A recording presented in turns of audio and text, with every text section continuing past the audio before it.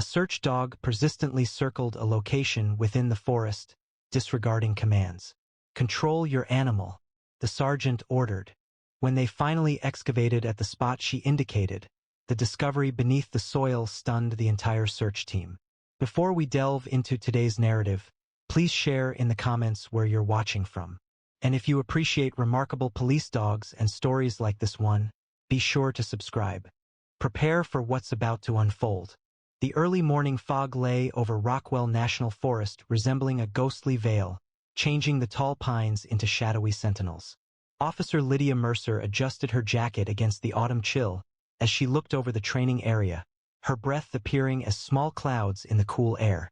Next to her, Aspen, her 5-year-old German Shepherd, remained watchful. Dark ears stood erect in anticipation, intelligent eyes examining the tree line. "The weather is ideal for scent work today," observed Sergeant Dominic Carter, as he came forward with a clipboard. "The humidity is keeping the odors close to the ground, which should make today's exercise straightforward for Aspen." Lydia nodded, making adjustments to the specialized search vest on Aspen's muscular frame. "She's been restless all morning. I believe she understands that this is not just another training day." Nearby, for additional canine teams readied themselves for the exercise, handlers inspecting gear as their dogs exhibited different levels of composure. The sound of autumn leaves crackling resonated with each step as Sergeant Carter assembled the group for a concluding briefing. "We've positioned 6 training aids within this quadrant," he stated, spreading a topographical map across the hood of his department SUV. These aids consist of standard human remains scent pads, buried at varying depths and exposed to diverse environmental conditions. The focus was on precision, not haste. Lydia maintained a measured distance, clipboard ready, observing Aspen execute her established search pattern. The shepherd proceeded with deliberate skill, moving in a quartering pattern against the wind, her nose constantly analyzing the air for the slightest indication of the scent of human remains. After 30 minutes of the training, Aspen had already found 2 of the training aids, correctly indicating each discovery while Lydia recorded the positions. The forest's difficulty increased as they progressed, with thick undergrowth and fallen trees forming natural barriers. Abruptly, Aspen's consistent behavior shifted. The dog's head rose quickly, her nose working intensely as she analyzed the scents. Unexpectedly, she turned sharply to the left, deviating from their designated search zone. "Aspen, this way," Lydia called, employing the hand signal to guide her partner. For the first time in their 3 years together, Aspen disregarded the command entirely. The shepherd proceeded with growing urgency, pushing through a dense thicket of brambles toward an area that wasn't part of the training ground. Her body language had changed, tail straight, muscles tense, ears rigidly forward. "Aspen," Lydia called more sharply, a flutter of concern replacing her initial irritation. This wasn't like her partner at all. Far away, Sergeant Carter's gaze met hers, his face changing from interest to concern as Aspen strayed from the planned route. Lydia activated her radio. "Sergeant, Aspen is signaling something outside our designated zone. I'm proceeding to check it out." The quick reply came, "Negative, Mercer.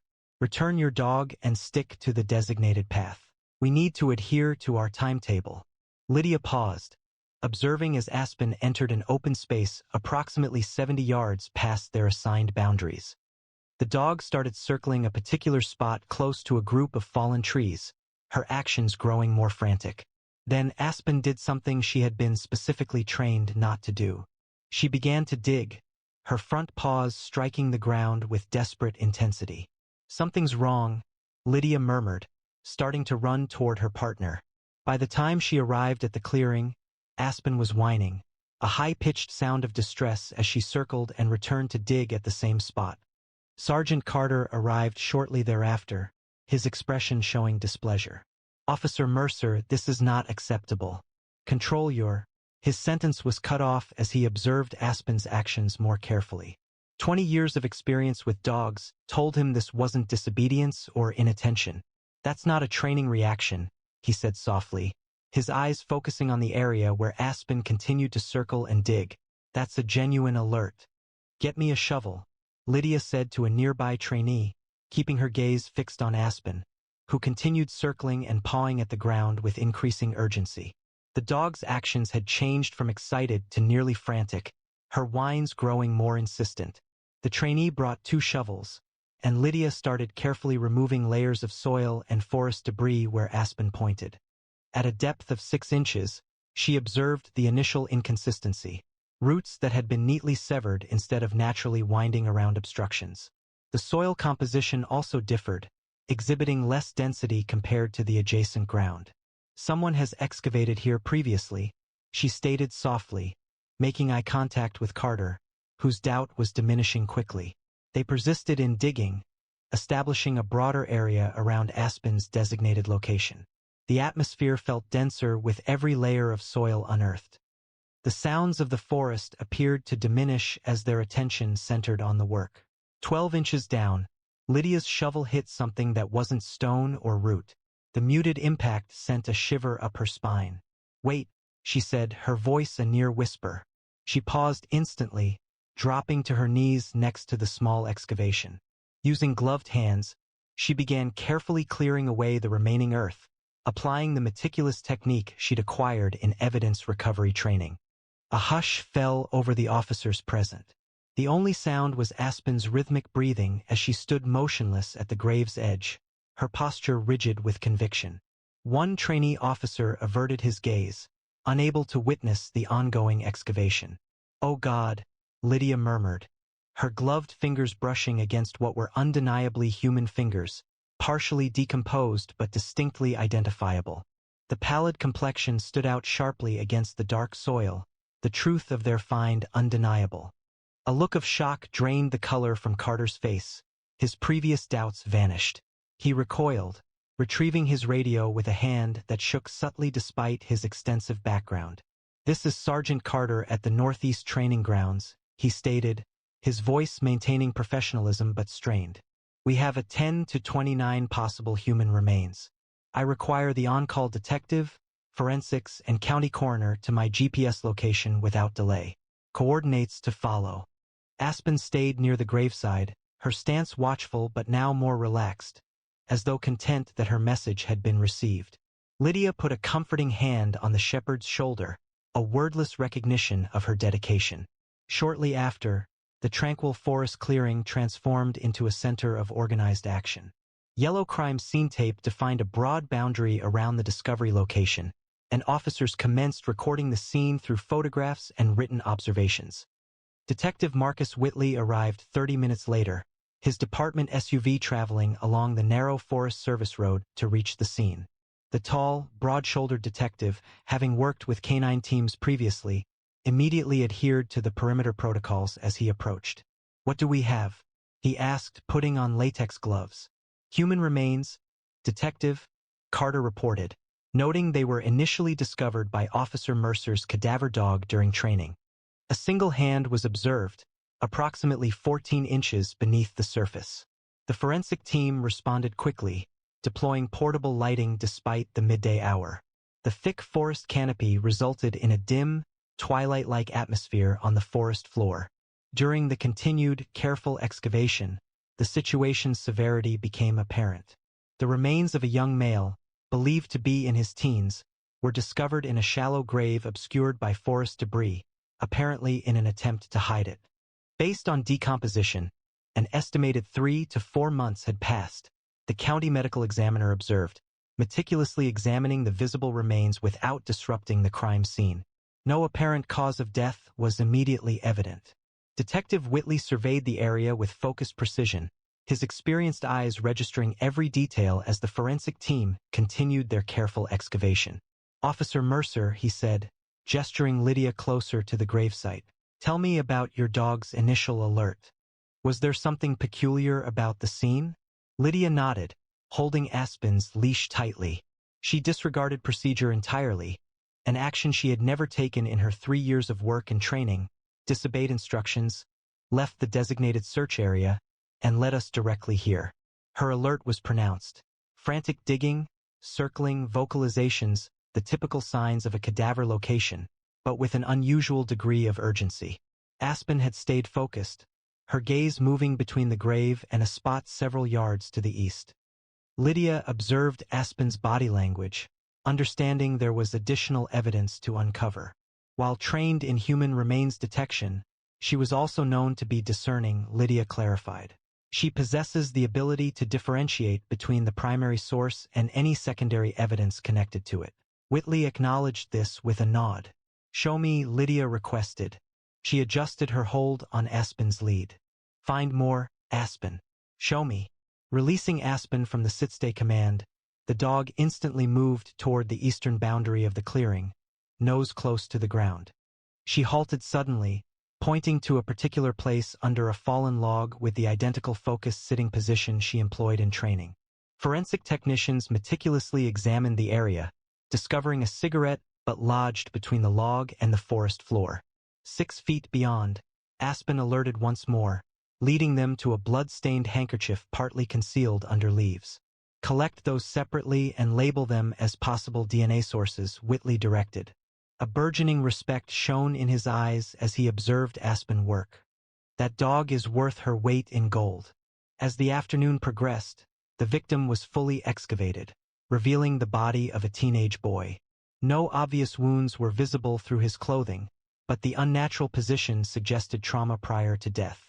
While the search teams organized their grid pattern, Lydia took a moment to give Aspen a water break in a quiet spot away from the center of activity. Lydia observed her partner and couldn't help but consider the remarkable path that had united them 3 years earlier. The shepherd had originally been involved in a military working dog program, trained by former Marine Master Sergeant Reed Calloway, who had served with the Corps Elite Forensic Investigation Unit. Calloway had become known for developing dogs with exceptional scent discrimination abilities, driven by a personal tragedy. "He's too independent," Calloway had told Lydia, introducing her to the intense-eyed shepherd who sat watching them with unnerving focus. "Follows her nose instead of commands when she believes she's right. Military handlers want predictability above all else." Lydia had seen something different. Not defiance, but extraordinary conviction. Where others saw a problematic canine, she recognized a dog with rare gifts that simply needed the right partner. A deep and instant bond formed, with Aspen reacting to Lydia's careful approach in ways that surprised even Calloway. "She requires someone who will trust her when she deviates from established procedures, for valid reasons," he observed, watching their initial collaboration.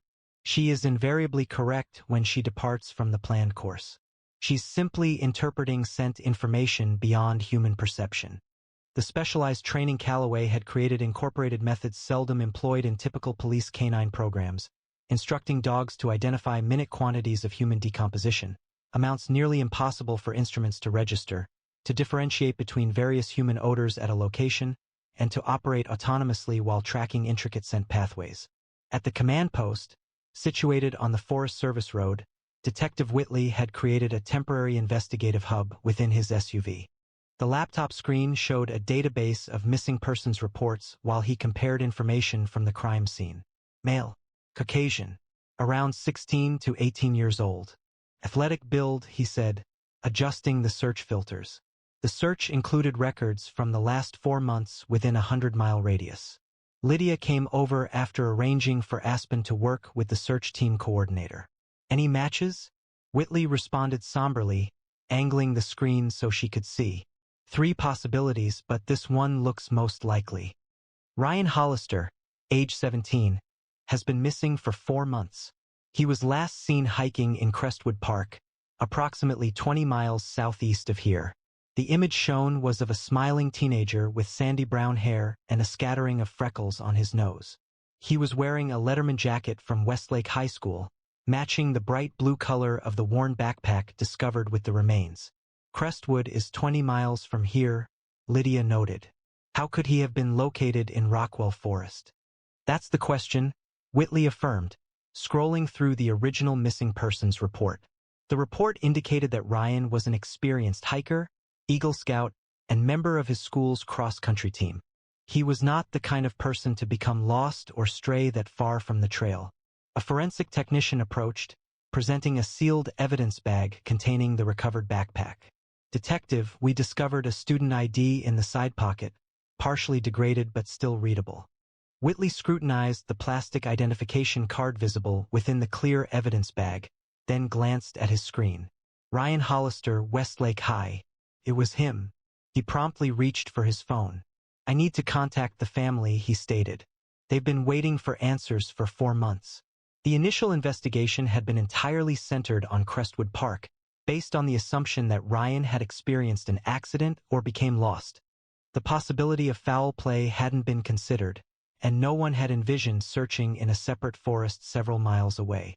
"This wasn't a hiking accident," Lydia stated softly, glancing towards the crime scene. "Someone deliberately buried him here, far from where anyone would expect to look." As daylight diminished, portable lights shone on the forest clearing as the broadened search effort continued. 3 more K, 9 teams joined to help, each with unique skills. To ensure accuracy, tracking and evidence detection protocols were implemented, with a second HRD dog deployed to validate Aspen's findings. Lydia and Aspen spearheaded a team moving north from the grave site. The shepherd demonstrated renewed vigor despite the considerable hours already invested. Aspen's speed increased, her tail position signaling heightened anticipation, as they traversed a thick stand of pine trees. The ground declined gradually towards a small, naturally occurring clearing approximately half a mile from the burial site. Signs of recent camping were evident. Officer Ramirez, one of the evidence technicians, was observed shining his flashlight on a fire ring constructed from rocks. Around it, partially buried in leaves and dirt, were discarded beer cans, food wrappers, and the remains of a temporary campsite. The shepherd noted several beer cans near the fire ring, indicating significant evidence. As technicians documented the items with photographs and secured them in bags, Aspen proceeded to the clearing's perimeter, observing faint tire tracks in a muddy area shielded from exposure by overhanging branches. "What have we got?"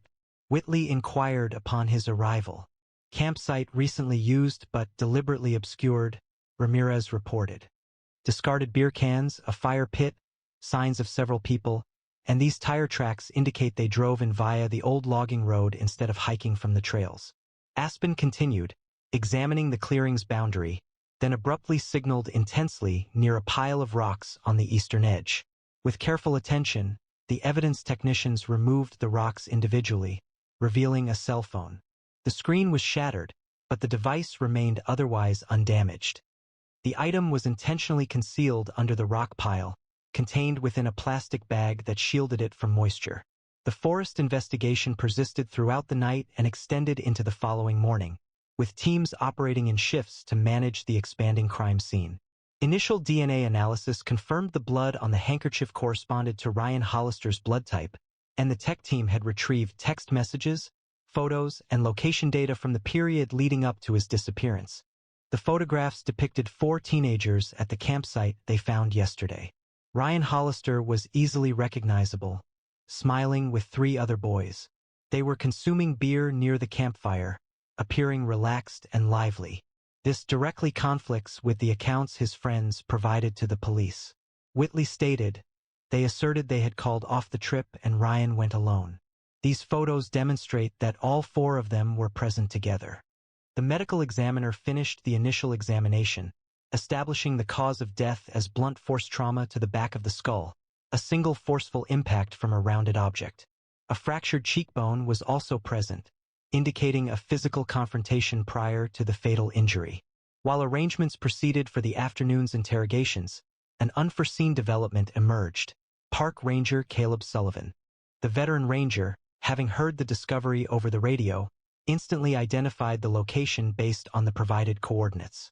"Approximately 4 months ago, around early June, I came across a group of young men camping without authorization in that precise clearing," Sullivan recounted. "There were 4 teenagers, all male. They possessed a lifted Jeep Wrangler, painted bright red and equipped with oversized tires." He continued, "I addressed them regarding the unlawful camping and vehicle use on a closed road. Did you observe anything out of the ordinary in their behavior?" Whitley insisted. The ranger paused, appearing to consider the situation. "They seemed anxious, which I attributed to being caught in violation of the regulations. A particular detail was noticeable. They possessed a significant amount of camping equipment, but it appeared largely unused. Tents remained packed, sleeping bags were rolled, yet their fire had been active for some time, and numerous empty beer cans were present. They were preparing to depart quickly, Lydia proposed. Precisely, Sullivan affirmed. I believed they were simply startled by the apprehension of being discovered. He hesitated, the unspoken thought hanging in the air. Whitley displayed yearbook photos of Ryan's 3 friends on his laptop. Do any of these look familiar? Sullivan examined the images, quickly pointing to Tyler Westfield. He was present. He was quite assertive until the largest boy intervened. He then pointed to Ethan Drake's photo. That appears to be the bigger one. The unanticipated testimony notably bolstered the case. Sullivan's interaction probably transpired soon after Ryan's death, potentially as the other teenagers were getting ready to leave the area. The interview space at the county sheriff's department was intentionally plain. It contained a basic table, 4 chairs, and a one-way observation mirror displaying the anxious expression of Jason Morrow. At 17, he appeared younger than his age, his shoulders slumping protectively as he sat next to his mother and their quickly hired lawyer. Jason, Detective Whitley began, I'm investigating the death of Ryan Hollister, whose body was found yesterday in Rockwell National Forest. The teenager's eyes widened a little, but he kept a fairly calm demeanor. That's awful, he stated, his voice even. Ryan was my friend. We were all heartbroken when he went missing. Whitley responded, opening his folder, I recall your statement from 4 months ago. You informed Detective Garcia that the 4 of you had arranged a hiking trip to Crestwood Park, but you 3 canceled, allowing Ryan to go unaccompanied. Jason confirmed readily. That is correct. A family matter arose. Despite this, Whitley spoke steadily, arranging several printed photographs on the table, stating, we possess photographic proof that all 4 of you were camping in Rockwell Forest, contrary to the claim of hiking in Crestwood Park. He presented the photos retrieved from Ryan's phone to Jason. These photographs were taken on the date Ryan purportedly went hiking by himself. Jason's complexion visibly paled as he examined the compromising images. A photograph showed 4 smiling teenagers posing for the camera, with beer cans visible, and Ryan was clearly alive and among the group. Oh my God, Jason's mother whispered, her hand covering her mouth. His attorney leaned forward, maintaining a professional composure, but visibly shaken. Where did these come from? Whitley answered Ryan's phone, presenting additional evidence. A photograph of the recovered device sealed in an evidence bag.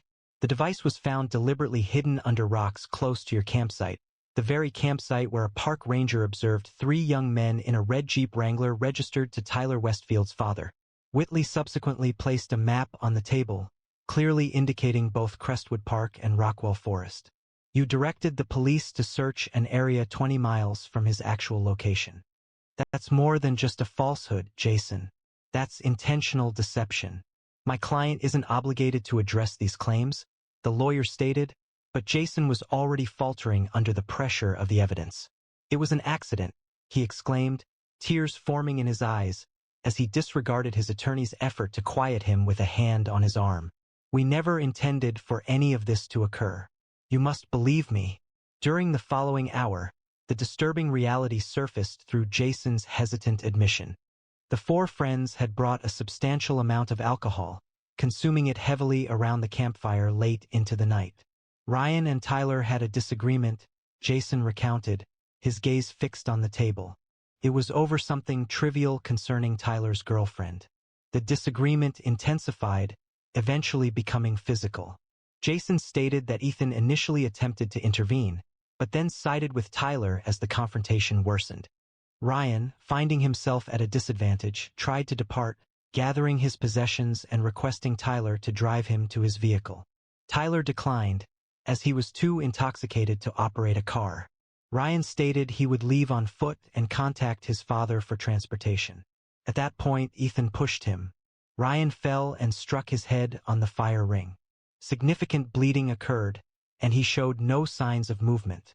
The 3 teenagers panicked, understanding Ryan had died, and they were a considerable distance from assistance, under the influence, and illegally present on restricted forest land. According to Jason, Tyler suggested burying him, his voice barely audible. Tyler claimed it was an accident, but no one would believe them, given they had been drinking. They feared they would all go to prison. They had buried Ryan's body away from the campsite, gathered their equipment, and fled. The following morning, they drove Ryan's car to Crestwood Park and abandoned it at the trailhead, fabricating the story that he had gone hiking alone. As evening arrived, all three teenagers were apprehended and formally charged. Tyler and Ethan faced charges of manslaughter and evidence tampering, while Jason was charged with accessory after the fact and obstruction of justice. Their elaborate deception had crumbled entirely when confronted with substantial evidence and Jason's thorough confession. They nearly succeeded, Whitley observed to Lydia, as they watched the three being processed. Without your dog's remarkable skills, Ryan might have stayed lost indefinitely. 3 days following the discovery of Ryan Hollister's body, Lydia stood with Aspen at the border of the forest clearing that had transformed into a temporary memorial. Ryan's parents had been at the location earlier that day, placing flowers and pictures of their son near a large pine tree. Your dog altered everything, a soft voice said from behind her. Lydia turned to see Elizabeth Hollister, Ryan's mother, walking towards them with her husband James. Lines of grief were visible on their faces, but they maintained a dignified composure. We wanted to thank you personally, James said, his voice thick with emotion. He spoke of how Aspen found Ryan during a training exercise, and how she wouldn't leave until an investigation was initiated. Lydia responded gently, noticing a lump form in Elizabeth's throat as she knelt beside Aspen. The shepherd remained remarkably still, her typical composed attitude relaxing a little, as Elizabeth's mother softly stroked her head. The moment felt deeply meaningful, a bond existing between the woman who mourned her son and the dog who had ultimately led him back. For months of uncertainty had been agonizing, Elizabeth murmured. The recurring dreams always centered on him, isolated, adrift, and hoping to be discovered. Now, at long last, we can ensure he receives a fitting burial. Afterward, as the sunset filled the western sky with vivid oranges and pinks, Lydia brought Aspen to their preferred tranquil location, a bluff offering a view of the river valley, a place they frequently visited to find solace at the close of challenging days. The shepherd remained beside his handler, both of them observing the shifting hues in a peaceful silence. The recent events had clearly impacted both of them. Aspen had worked almost 20 hours consecutively during the initial investigation, only stopping when Lydia had insisted.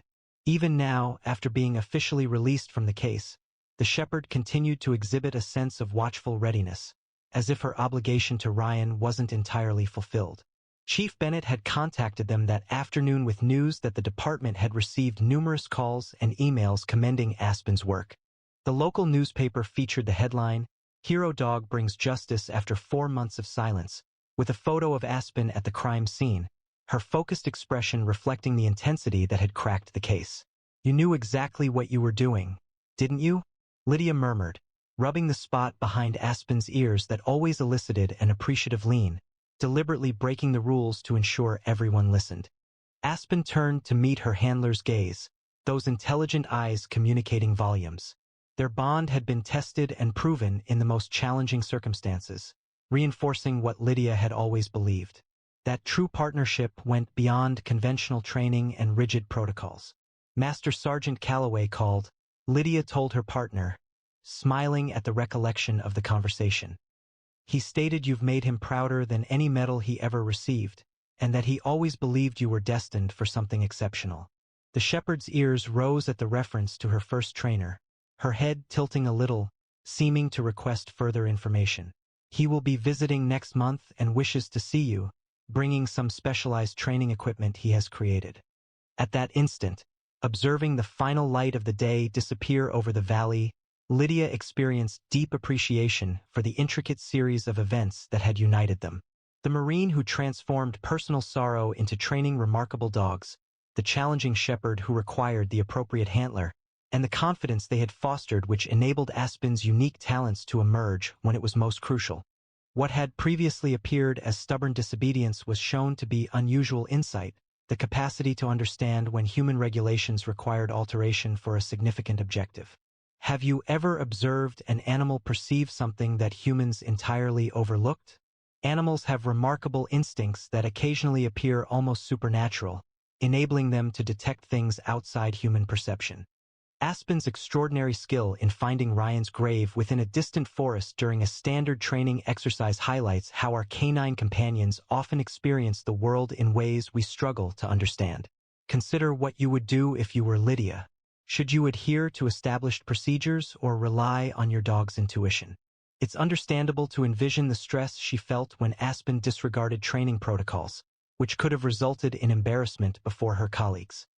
That pivotal decision to trust her partner, despite all rational objections, ultimately provided closure for a grieving family and justice for a young man who might otherwise have never been found. If this story of canine heroism touched your heart, please hit that like button to help us reach more dog lovers around the world. Don't forget to subscribe to our channel for more extraordinary canine stories, and make sure to press the notification bell so you never miss our new uploads. Please share this video with friends and family who value the incredible skills of working dogs and the unique connection they have with their handlers. Don't miss our previous stories about canine heroes, which are currently playing, including the inspiring account of a police dog who discovered a concealed area, leading to the disruption of an international smuggling operation, and the search and rescue dog who found a lost child during a blizzard despite the failure of all human attempts. Join us tomorrow, at the same time, for another compelling story exploring the extraordinary world of working dogs and their handlers. During a standard prisoner transport, K9, Courage unexpectedly broke formation, rushing directly toward the van and preventing it from moving. His handler attempted various methods to regain control, but the dog remained steadfast. The situation was baffling, until the doors were opened and the prisoners were counted. What discovery prompted widespread alarm among the entire team? First, click that subscribe button and leave a comment below, letting us know where in the world you're watching from. Now let's proceed. The morning mist covered the asphalt of the county jail parking lot as officers got ready for what was planned to be a standard prisoner transport. The orange light of dawn had just started to appear over the horizon as Officer Matthews adjusted the specialized K9 vest on his partner, Courage, a 2-year-old German shepherd with intelligent amber eyes that missed nothing. "First big transport, boy," Matthews whispered, checking the vest straps one final time. Matthews, a K9 handler for just 3 months, was the newest member of the department's elite unit and striving to demonstrate his capabilities. A sheen of sweat coated his hands as he reviewed the mental checklist his father had instilled in him since childhood. Being the son of the region's most renowned K9 trainer offered certain benefits, yet it also brought with it exceedingly high expectations.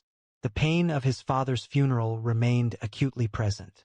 Just 4 months prior, cancer had claimed the man who had devoted 30 years to establishing the department's K9 program from its inception. The responsibility of upholding that legacy felt heavy on Matthews' shoulders each morning as he donned the uniform. "Officer Matthews," Lieutenant Davidson's clear voice broke through his thoughts. "Transport briefing, now."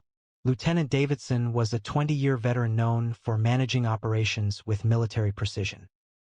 His square jaw and perpetually furrowed brow suggested a man who hadn't smiled in decades. The lieutenant openly expressed his doubts regarding Matthews' quick assignment to the K9 unit, a position many suspected he obtained through his father's connections, not through merit. "The transport today involves 8 high-risk inmates," Davidson announced to the assembled team, his voice carrying across the parking lot. 3 violent offenders, 2 former gang leaders, and 3 flight risks. Zero margin for error, people.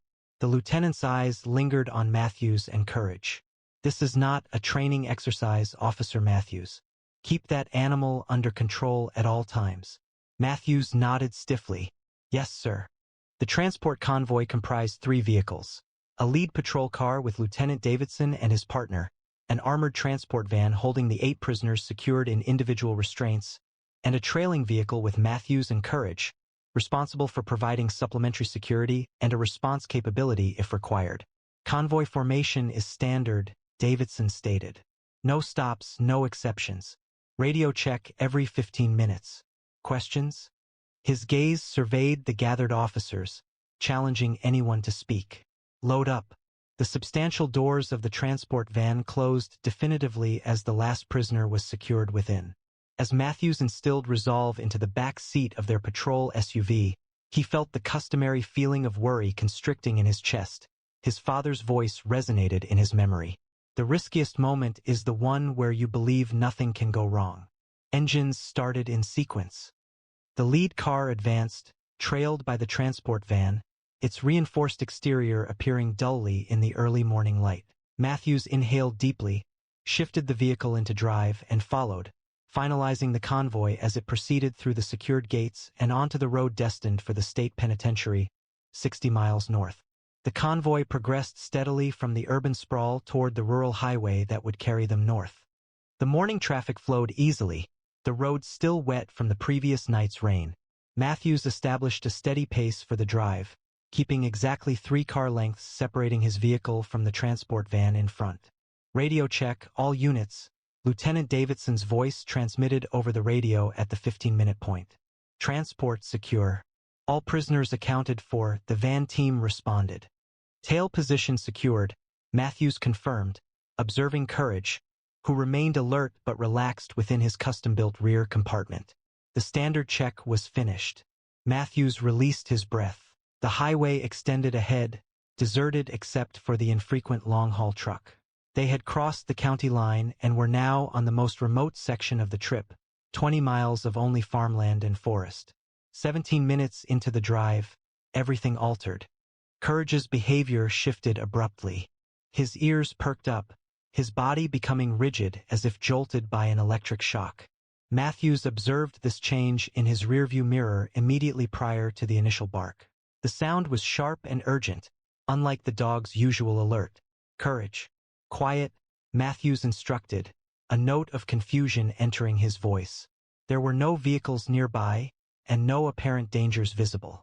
The dog disregarded him entirely, a behavior he had never witnessed during operations. The barking grew louder, with bravery now evident within his compartment. As he moved towards the front of their vehicle, his gaze fixed on the transport van ahead. The radio transmitted a burst of static. Tail position. What's happening back there? Lieutenant Davidson asked, his annoyance clear. Sir, my K9 is indicating something.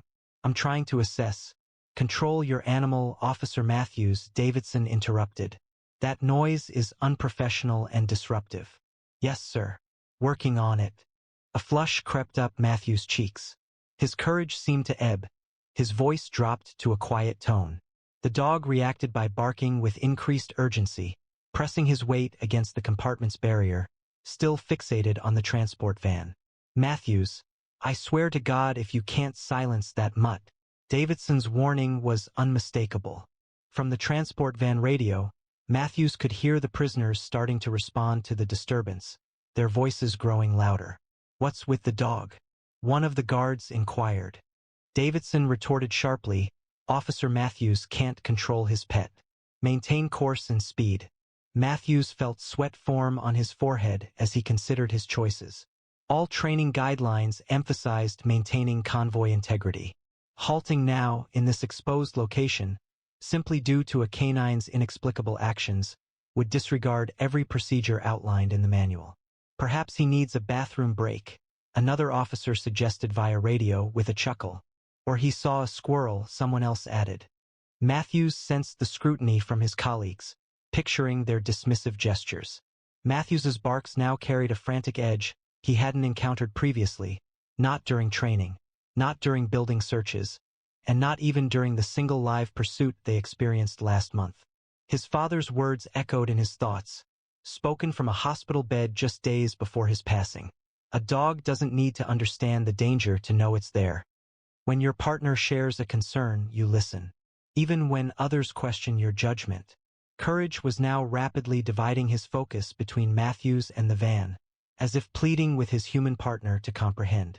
The dog's actions weren't due to random energy or inadequate training. This was something different altogether. Last warning, Matthews, Davidson's voice was cold as ice. Control. Your dog. Despite the increasing stress, Matthews couldn't dismiss the certainty developing in his gut. A change in Courage's demeanor was apparent. It was more focused and more pressing than Matthews had ever observed during their time together. His father had consistently stated that the distinction between a proficient handler and an exceptional one lay in understanding when to defer to the dog's instincts rather than adhering strictly to procedure. Matthews observed Courage's insistent efforts to convey a message, their eyes connecting briefly in the mirror. In that instant, he recognized that this wasn't a matter of flawed training or unpredictable animal behavior. This was Courage attempting to avert a loss of life. Matthew's hand instinctively moved to the brake pedal even before his mind fully registered the action. He forcefully pressed down, causing the tires to screech against the damp asphalt as the SUV abruptly stopped. Through the windshield, he observed the gap between his vehicle and the transport van widening. All units, tail position has stopped. Repeat, tail position has stopped. The Vanguard's voice sounded urgently over the radio. Matthews reached for the radio. Halt! Convoy. A disturbance is alerting personnel to the transport van. Something's amiss. Ahead, brake lights appeared as the transport van and lead vehicle reacted to the disruption, moving onto the shoulder with more control than Matthews had achieved. His heart pounded in his chest as dust and road debris settled around his now stopped vehicle. The radio blared with Lieutenant Davidson's anger. Matthews, what in the world do you think you're doing? Return to your position immediately. Sir, I request an immediate inspection of the transport van. My K-9 is alerting to something specific. You've stopped a high-security convoy on an open highway because your dog is barking? Davidson's voice dropped to a dangerous quiet. Resume position now. Through the settling dust cloud, Matthews saw the lieutenant's car door fling open. Davidson emerged, face flushed crimson even from this distance, striding back toward Matthews' vehicle with the determined gait of someone about to end a career. Courage kept barking, remaining fixated on the transport van.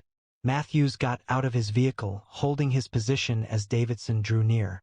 The lieutenant's eyes were tight with contained anger, his hand deliberately positioned on his service weapon.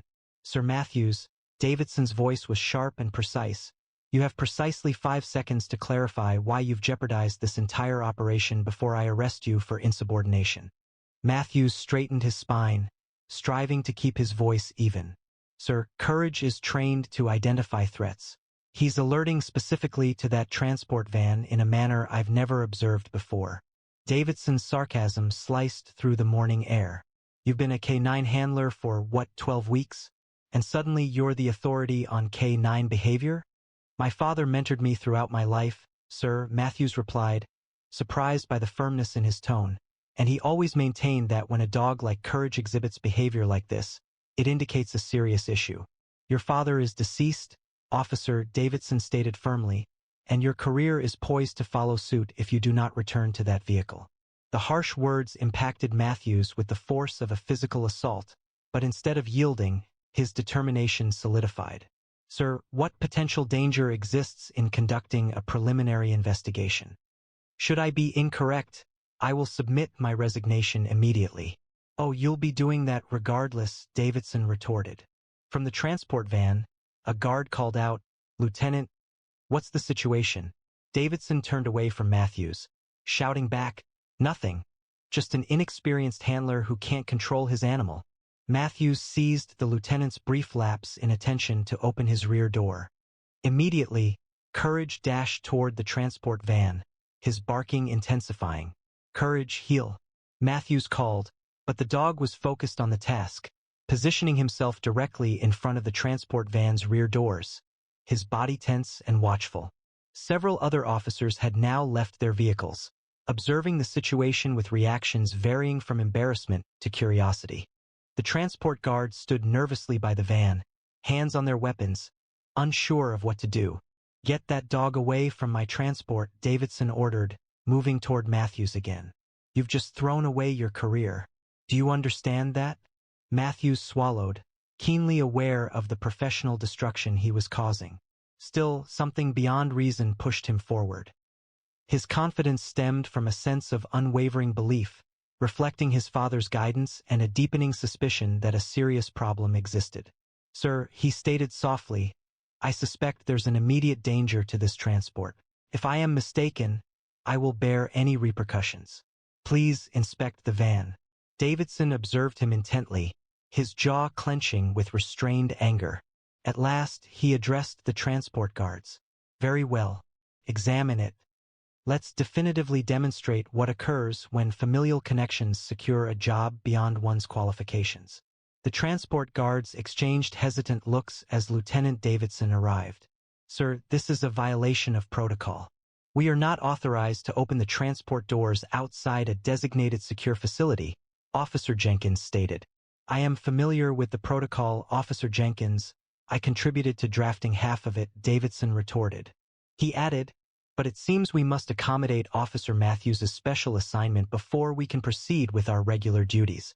Despite the remark, Matthews maintained a composed expression, his attention drawn to Courage, who stood directly before the van's rear doors.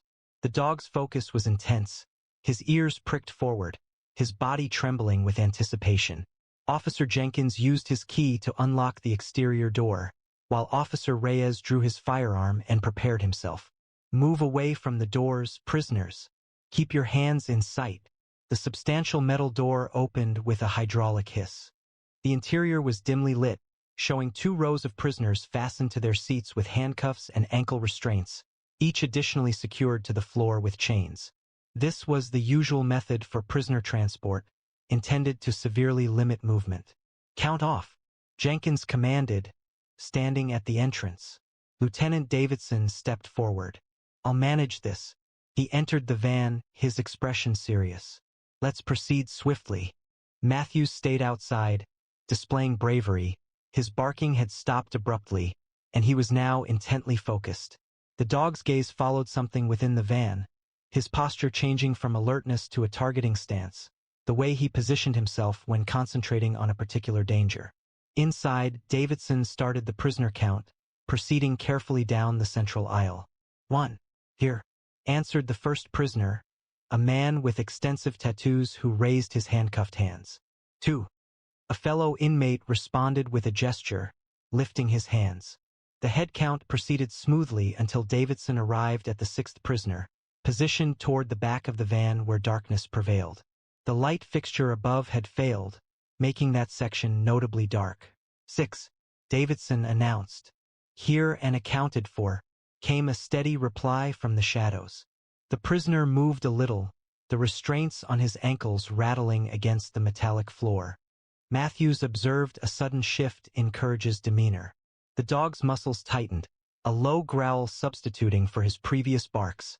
Something about that particular prisoner had elicited a more pronounced reaction.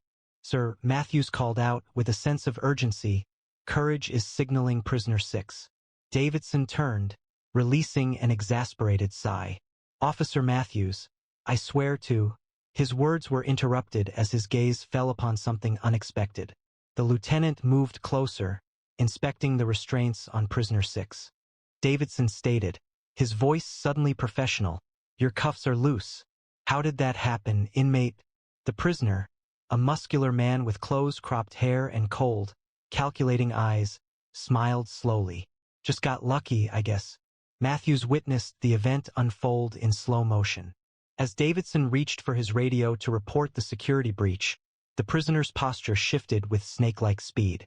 His seemingly stable hands lunged forward, one seizing Davidson's firearm, while the other encircled the lieutenant's neck. "Remain still," the prisoner yelled, pulling Davidson rearward within the restricted space of the transport van. "Retreat from the doorway, or the lieutenant will be harmed."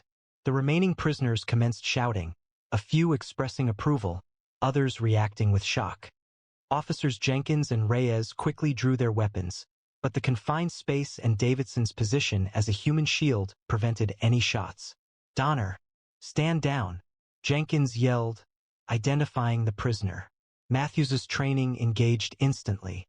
He created space, drawing people away from the van doors, while evaluating the swiftly worsening situation. He frantically tried to remember everything about prisoner 6, Ray Donner, a former military member serving multiple life sentences for armed robbery and murder. Donner was a 3-time escape artist who had previously killed 2 guards during a transport. "I want every officer to back up 20 feet from this van," Donner announced, pressing the barrel of Davidson's service weapon against the lieutenant's temple. "Do it now, or watch your boss die on dashcam." The other officers started to fall back steadily, their weapons still raised.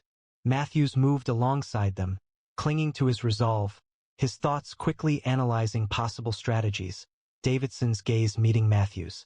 For a fleeting moment, visible through the van door, devoid of anger now, but with the sharp focus of an experienced officer facing a difficult situation, a subtle nod passed between them, a professional recognition superseding their previous disagreement. The highway had become a tactical nightmare rather than a typical transport route. Officers sought cover behind vehicles while keeping their weapons trained on the transport van. Inside, Ray Donner had positioned Lieutenant Davidson in the van's open doorway, utilizing him as both a shield and a bargaining chip. "Here's how this works," Donner announced, his voice projecting the calm confidence of someone who had anticipated the situation. "I want the keys to the lead car." A straightforward escape was achieved, and there was no sign of pursuit for 30 minutes. Officer Jenkins had assumed tactical command, directing the response team's positions through quiet radio communications. "Dispatch, we have a code 10 to 24, a hostage situation involving Lieutenant Davidson, requesting immediate backup and tactical team deployment to Highway 16, mile marker 37. Matthews held onto his resolve, one hand securely on his harness as they took cover behind his patrol SUV. The dog had become unusually quiet, his posture watchful yet composed, shifting from an alert to an operational stance.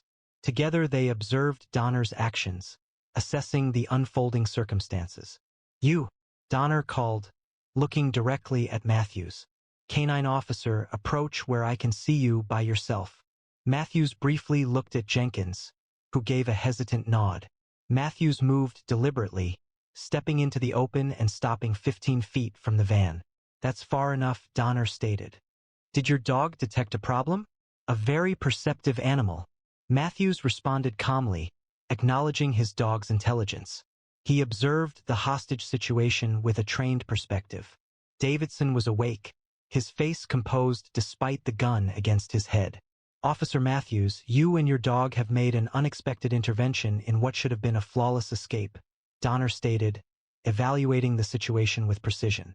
"My associates are positioned at the county line, expecting my arrival." The situation would have been resolved successfully if the convoy hadn't been halted. "Are there collaborators present?" Matthews inquired, understanding that Donner was deliberately disclosing details. "A non-existent highway maintenance crew," Donner affirmed with a subtle smile. "They are likely anticipating the delay." A message from dispatch came through the radio.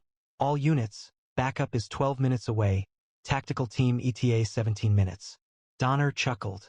"It's too late." "Officer Matthews, given that your dog prompted this slight deviation, you will assist me. Please retrieve those keys and bring them here, doing so calmly." Matthews acknowledged, turning towards the lead vehicle where the keys were located. As he did so, he noticed someone displaying bravery positioned near his SUV, mostly concealed from Donner's line of sight. A plan started to develop.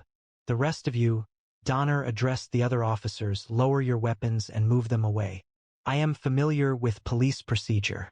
The safety of the lieutenant is paramount, isn't it?" He increased his hold on Davidson, prompting the lieutenant to show discomfort. The transport guards, with evident hesitation, lowered their weapons. Matthews returned with the keys, pausing at the prescribed distance. "Toss them here," Donner instructed. Matthews followed the order, throwing the keys so they landed just beyond the van's step. Donner would need to advance a little to get them, a deliberately planned placement. "Now, where's that dog of yours?" Donner inquired, his gaze sweeping the surroundings. "I ensured he was safely in my vehicle," Matthews stated with practiced ease. "He is trained to engage armed suspects. It would be unfortunate if he misunderstood the circumstances." A sound decision Donner acknowledged favorably. Introducing a canine would create difficulties. Matthews kept his eyes fixed on Donner, avoiding looking in the direction of where the true source of resolve was situated. "What will happen to the lieutenant after you have the car?" "That is contingent upon the success of the next several minutes," Donner responded. "I have no desire to cause harm, but I will not return to a cell. 18 years inside is sufficient." Matthews, during the conversation, was quietly evaluating the situation. The lieutenant's location, Donner's hold on the weapon, the distance involved, were all elements in the quickly developing strategy. Above all, he observed that Donner's focus was split between the officers, the keys remaining just out of reach, and his plans for what came next. "You served in the military," Matthews noted, keeping the conversation flowing with Donner while making small adjustments to his own stance. "Special Forces, correct?" Donner replied, a trace of satisfaction in his tone. "2 tours with Army Rangers before I discovered more lucrative opportunities, which is why I understand precisely what you're all thinking. The tactical approaches, the response times, the protocol. I'm very familiar with them." Davidson's gaze briefly connected with Matthews. The lieutenant recognized the delaying maneuver. Even with their previous disagreement, a brief instance of professional respect emerged. "I need water," Davidson said abruptly, his voice hoarse. "I can't breathe properly with my arm around my throat." "Sir, we have water available here," Matthews responded, indicating his patrol vehicle.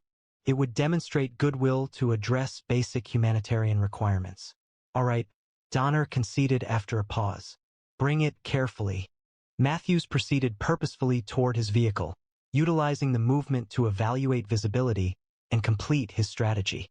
Upon returning with the water bottle, he established himself at the exact angle required, a position that would necessitate Donner to shift somewhat away from the location where Courage was concealed, allowing him to simultaneously safeguard his hostage and keep Matthews within his line of sight. "Here," Matthews stated, setting the bottle down close to the keys. The placement was intentional. When the moment arrived, Donner had to glance downwards to retrieve both items, briefly diverting his focus. "Pathetic attempts at manipulation," Donner remarked, shaking his head. "This is why most cops fail in hostage situations. You're all following procedure." Matthews responded, deliberately adjusting his posture to project confidence. "Does your manual address the situation when you can't see the canine?" A flicker of doubt crossed Donner's face for the first time. His gaze quickly scanned the surroundings, looking for the dog he's been informed was safely inside the vehicle. "What are you talking about?" Matthews stated calmly, his hand moving to the designated position for a rapid attack. "He was never there." Donner's expression changed from assurance to worry as he understood the trap forming around him. His eyes frantically searched the area, looking for the dog he had considered unimportant. "You're bluffing," he stated, firmly holding Davidson while shifting his posture to check under the cars. The dog had disappeared. "I should have noticed." "The keys," Donner said abruptly, indicating the ground with the gun. "Retrieve them and give them to me." "Immediately," Matthews responded, advancing cautiously as if agreeing. While leaning down to pick up the keys, Matthews made a choice. His right hand dropped to his side, fingers snapping once, a crisp, nearly silent sound that would be meaningless to human ears, but conveyed a specific meaning to his partner. From beneath the transport van, Courage appeared like a phantom. There was no barking, no warning growl, just 70 pounds of precision-trained muscle moving silently. In the fraction of a second before impact, Donner finally noticed the movement in his peripheral vision. But it was already too late. Courage made contact with precise accuracy, his jaws securing Donner's gun arm with sufficient force to compress but avoiding crushing, a specialized bite intended to neutralize without causing lasting harm. The prisoner reacted with a cry of shock and discomfort as the German Shepherd's force lifted his arm, and the weapon fired harmlessly into the air. Lieutenant Davidson responded immediately, driving his elbow back into Donner's solar plexus while shifting his weight forward, breaking the hold around his neck. The lieutenant rolled free as Matthews covered the distance in 3 quick steps. Donner fought fiercely against Courage's hold, but the dog held firm, maintaining consistent pressure that immobilized the arm without damaging arteries or bones. The gun fell to the pavement as Matthews landed a precise strike to Donner's shoulder, which further destabilized his balance. With Donner face down, his other arm secured behind his back, Matthews calmly and slowly gave instructions. Upon Donner's compliance, Matthews issued the release command, "Courage, out." The German Shepherd immediately loosened his hold, retreating 3 steps while remaining focused on the prisoner, prepared to reactivate his restraint if needed. Matthews moved quickly, fastening reinforced restraints around Donner's wrists, with two other officers providing protection. Secure, Matthews declared once the cuffs were double-locked. The team proceeded with coordinated precision, fully restraining Donner with additional restraints while addressing his injured arm. Blood marked his sleeve where Courage's teeth had broken the skin, but the wound was stabilized, precisely as the dog had been trained to act. Lieutenant Davidson came forward, feeling the pressure where Donner's arm had squeezed his neck.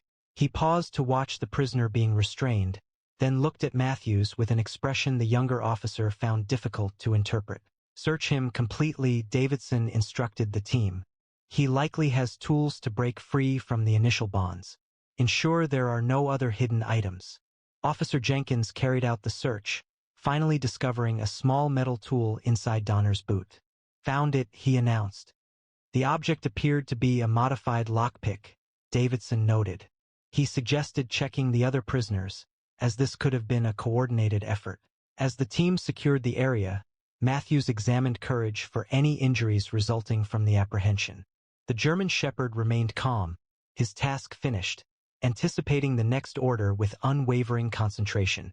"Good boy," Matthews murmured, briefly connecting with his partner. The operation was flawlessly executed.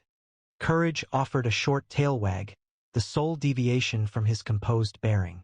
Davidson came forward, his previous frustration now something Matthews couldn't readily define.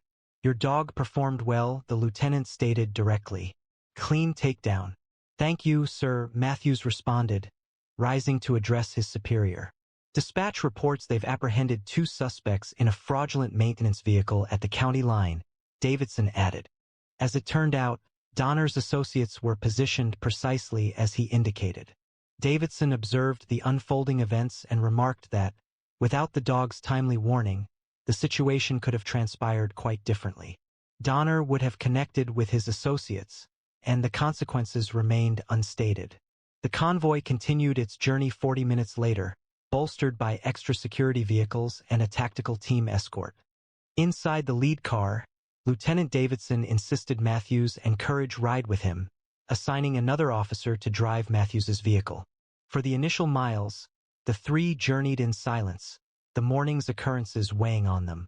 "You jeopardized your career today," Davidson finally stated, his gaze fixed on the road ahead, halting the convoy and defying a superior officer, potentially creating a security breach, all predicated on your dog's actions. Matthews braced himself, anticipating the disciplinary lecture.